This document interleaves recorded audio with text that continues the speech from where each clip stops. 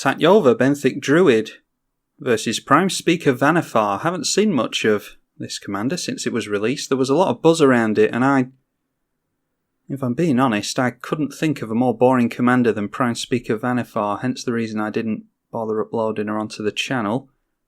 No ramp in there, of which we have plenty in the deck. That is much better. And we've got a blue source on top that we're going to draw into, so that's a really good start for us. Tatyova Benthic Druid is a 5-mana Simic commander, a 3/3. It has landfall, gain a life, and draw a card. We'll go in for Forest, Sol Ring, and Thought Vessel. Our opponent has gotten into some ramp of their own in Findhorn Elves. We're looking like we're getting into a turn 2 Tatyova though. Prime Speaker Vannifar is Birthing Pod with legs, a 2/4 for 4 mana in Simic. Tap, sack another creature. Search your library for a creature card with CMC equal to 1 plus the sack creature's CMC. That card goes onto the battlefield, and you can only do that as a sorcery.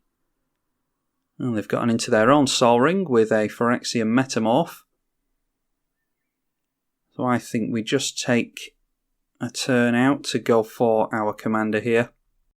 And then assuming it sticks around, we can go for Harrow into some more landfall. We'll end up drawing 3 cards if we do that. Harrow is sack a land and put 2 lands into play under your control, untapped.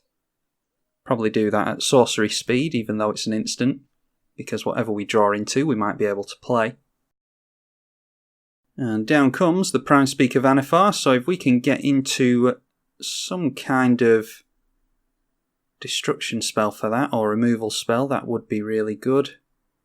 Let's sack the forest, and we'll get ourselves into a couple of islands here, because we have a couple of forests in hand. We'll trigger landfall twice. Wayward Swordtooth gets us another land. Let's play this one first and see what we draw into. Okay, Skyshroud Claim is even more lands, and they will come in untapped, so we'll play that. And yeah, I think we might have been a little bit too slow here, because Mystical Tutor would be able to go and get us something, but what usually happens with Prime Speaker Vannifar is she will go off the turn after she's come out, assuming she doesn't have haste. In this case, I think we just have to go for the Wayward Swordtooth. That will get us an extra land every turn, and it is a 5/5 creature we can swing in with as well. Then we get down Oboro, drawing to another land, and that means we can hold up Mystical Tutor during our opponent's turn. We will not, however, be able to do anything with that until we draw into whatever we tutor for next turn, so we'll have to see if our opponent goes off right now. A Vedalken Dismisser was hard cast, and that puts a target creature on top of its owner's library. That was the Wayward Swordtooth. We'll shuffle that away with Mystical Tutor. But now Prime Speaker Vannifar can sacrifice that. That is 5 CMC. No, it's not. It's a 6 CMC creature. So they jump straight up to a 7. And that enters, and it fights a creature that our opponent does not control. We can easily recast our Tatyova, but we'd obviously rather not be doing that. And as far as I can tell, so far, this doesn't seem to be the typical broken version of Prime Speaker Vannifar. Usually you play a load of effects that will continue to untap Prime Speaker, and she'll keep untapping and then sacking something. Untap, sack, until you get into some kind of infinite combo with that.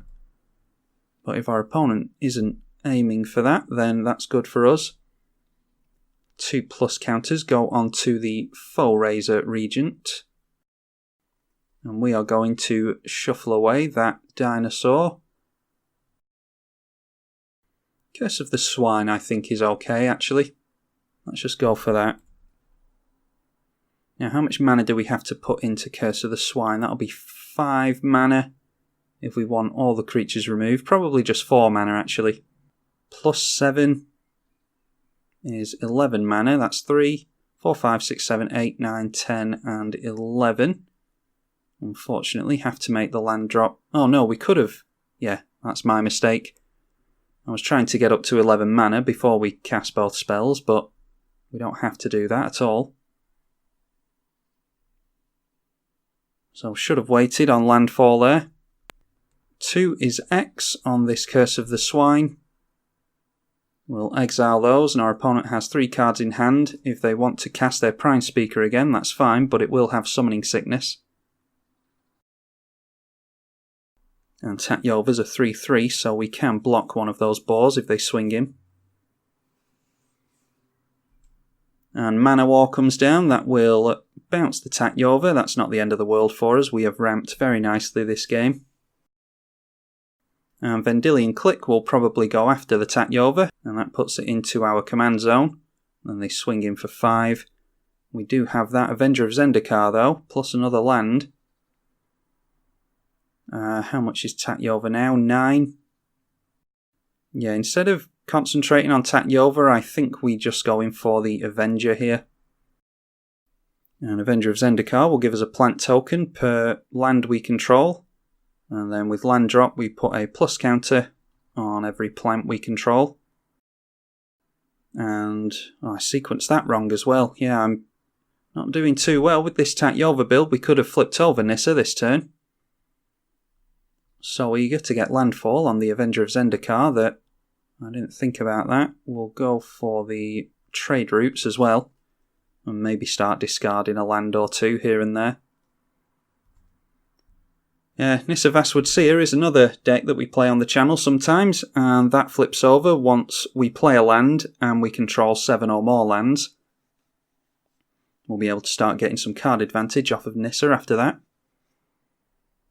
In comes the Vendilion Click for 3 in the air. Wow, we're just drawing into lands, aren't we? So let's get down our Tatyova. Then we'll get down a land. We can get a bunch of plus counters on our plants. That will flip over Nissa, and it will gain us a life and draw us a card. Okay, Mystic Snake. Let's see what we can draw into with Nissa. Birds of Paradise I do not care about. So we can hold up the trade routes here and discard some forests to draw some cards if we don't want to counter anything with Mystic Snake. So let's just swing in with all our plant tokens here. Yeah, I'm just going to swing in with those, hold back a couple of plant tokens, a 3/3 and the 5/5 Avenger. They'll be able to get 3 damage onto Nissa with the click, but everything else will probably die when it swings in. Reclamation Sage going in at the trade routes, I would have thought. Nope, going in at Sol Ring, don't really mind that. We've got plenty of mana. Now they can go for a 4 mana CMC creature here. They have sacked the Reclamation Sage to Vannifar. And this isn't cast, it's just put into play, so we can't counter it with the Mystic Snake. They've got 2 cards left in hand.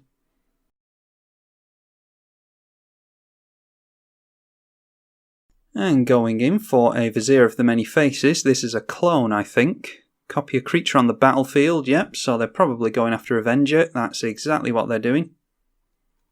Would have been nice to counter that, but our opponent could have gotten that off anyway. They could have sacked the Mana War or the Vendilion Click. So I don't feel too bad about that. And then the click is coming in at the Nissa. No, it's not. It's coming in at our face. They don't seem to care about the Nissa all that much. Now this is uncounterable. Jace Vryn's Prodigy, uncounterable thanks to the Cavern of Souls. So instead, we'll just go for trade routes. Pay 1 to discard a land and draw a card. I imagine we're going to draw into more lands when we do this, so I don't mind getting rid of some lands here. In worst case scenario, we can just replay a land with a Boro anyway. But it looks like we drew into all our lands in the early game, so that's unfortunate. But we can get some stuff going with Rampaging Baloths. And we've got Jace the Mind Sculptor as well. Yeah, let's go in for the Mind Sculptor before we do anything. And it looks like the last card in their hand is Counter Magic. We don't want them to draw a card here, so we'll go for our Mystic Snake.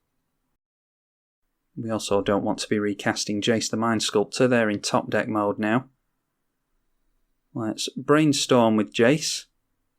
And there's some mana. Oh, Sylvan Awakening will be good for next turn. Let's put Deglamour and... yeah, we'll put the Sylvan Awakening on top. I think we're going to be able to go wide next turn. Let's get down the Mana Crypt. And then we're going to have to play a land now. So we won't be able to wait on that Rampaging Baloths, unfortunately. We'll just reveal a card with Nissa, we know what that is. And then it's an island. And we draw into another card, which we also know what that is as well. And then we'll get in for Rampaging Baloths. We get a 4/4 beast with landfall.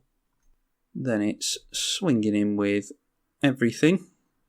We'll lose a token or two here, but we're not too bothered about protecting our planeswalkers. We'll just overcommit with those plant tokens. I think we're fairly safe to do that.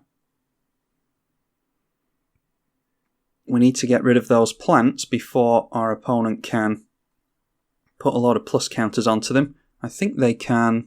No, they can't bounce this back to their hand. They can embalm it, though. Which means that they get a token copy of it from the graveyard.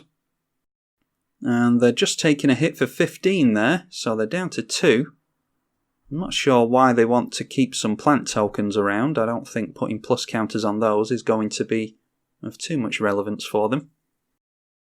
Okay, and I don't know if they can... I think they can go for an 8-drop with that because the Avenger is a 7-drop. But they're just deciding to go for Bounding Krasis. This is exactly the type of stuff I'm talking about, that something enters and untaps Vannifar. So here we go, we might see something like that now. And they hard cast that, by the way, that wasn't from Vannifar's ability. Ah, and there we go, they've gotten into Craterhoof Behemoth.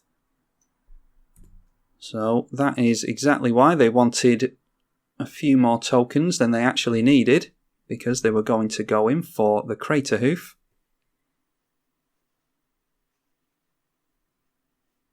And I don't think there's anything we could have done there.